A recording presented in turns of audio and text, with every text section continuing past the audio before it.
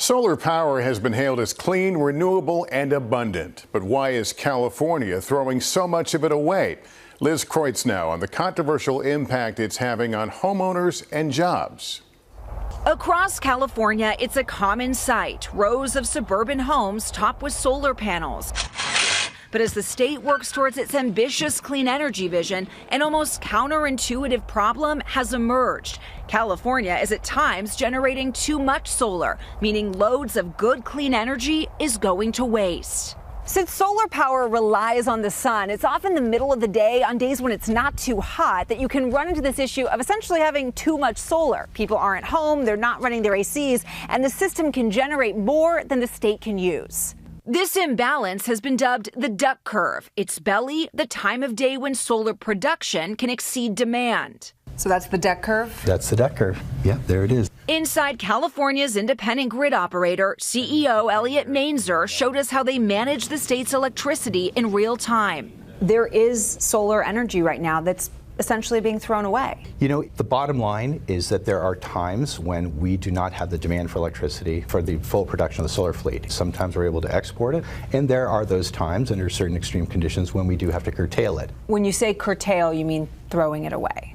We say sending dispatch instructions to those fleets to reduce their generation, yes. In recent years, the amount of renewable energy curtailed, most of it solar, has skyrocketed, both from oversupply and so-called congestion, when there's more electricity than the transmission lines in some areas can handle.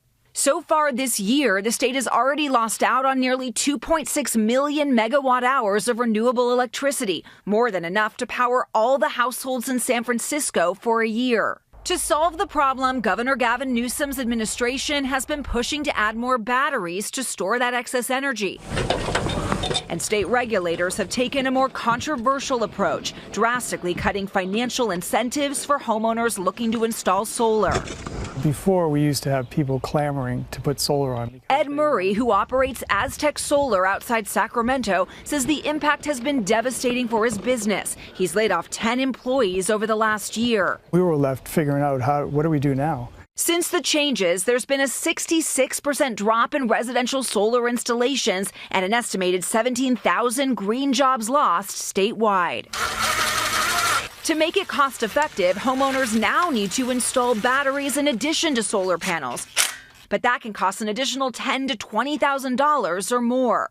In a statement, Governor Newsom defended the state's policies, saying in part, no other state in America comes close to California's solar production. And now we're adding more batteries faster than ever to help capture that energy to use at night.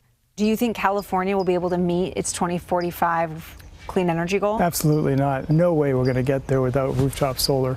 New challenges casting a shadow on the path to a renewable future.